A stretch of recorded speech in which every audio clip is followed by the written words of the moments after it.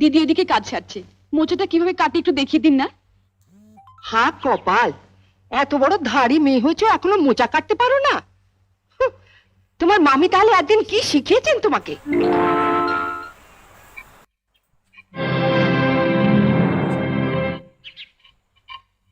আজকে তো আমাদের বাড়িতে পুঁটি মাছ আসেনি। এই পুঁটি মাছ এলো কোত্থেকে? লতিকাদের বাড়িতে আজ কাজের মেয়েটা আসেনি, ওগুলো কাটতে দিয়ে গেছে। ওর নাকি আজ ঠাকুর এসেছে, সে নাকি পুঁটি মাছ খেতে খুব ভালোবাসে। এদিকে তোমার অসুস্থ ছেলে খিদের জ্বালায় কাঁদছে, আর তুমি লতুর ঠাকুরপোকে পুঁটি মাছ খাওয়ানোর জন্য। সব কথাতে এভাবে হেসো না তো। ওঠো ওঠো বলছি। তুই তো লতুকে চিনিস, এসে যদি দেখে মাছ কাটা হয়নি। সে আমি বুঝবো, তুমি হাত ধুয়ে ছেলের কাছে যাও। না ছোট, আমি কেটেই যাব। তোমার অসুস্থ ছেলে দিব্যি বর্দি, এর পরেও যদি তুমি একটা মাছও বটিতে ছোঁয়াও, তাহলে তুমি জানবে তোমার ছেলের গলায় বটি বসালে।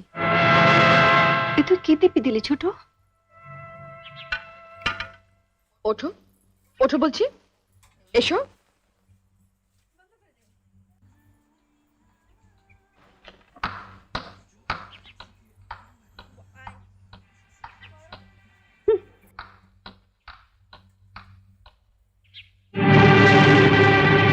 বড় বৌদি, বড় বৌদি, ও বড় বৌদি।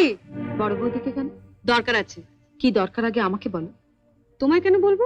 দরকারটা আমার ওর সঙ্গে। দাঁড়াও, সাগরে পৌঁছতে গেলে তোমাকে যে আগে এই ছোট নদীটা পেরোতে হবে ঠাকুরজি। সাগর? আজ আমিও দেখবো ওই সাগরে কত জল আছে। কি রে লতু, কি হয়েছে? এত চেঁচামেচি কিসের? দেখো না মা, কতদিন বাদে আমার ঠাকুরপো এলো, বলে একটু পুঁটি মাছ খাবে। আমি সে কখন পুঁটি মাছগুলো কাটতে দিয়ে গেছি, আর তোমার বড় বউয়ের এত সাহস, ওগুলো না কেটে ঘরে খিল দিয়ে বসে আছে।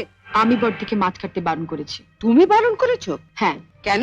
মা, আমরা বাঙালি ঘরের মেয়েরা বিয়ের পর অনেক আশা নিয়ে স্বামীর ঘর করতে এসে ঝিয়ের কাজ করি, এটা আমরা মেনে নিয়েছি। কিন্তু তাই বলে পাড়া প্রতিবেশীর বাড়িতে ঝি না এলে তাদের বাড়ির ঝিয়ের কাজও আমাদের করতে হবে? এটা আমি কিছুতেই মেনে নিতে পারবো না। তা লতু পুঁটি মাছ কাটতে পারে না বলেই না? সে কি মা, আপনার মেয়ে পুঁটি মাছও কাটতে পারে না?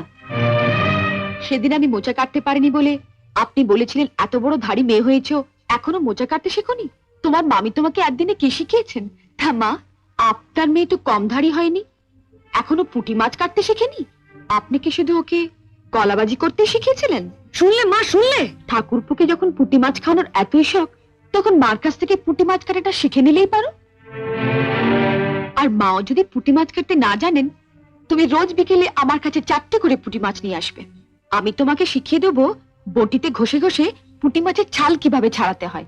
কেমন?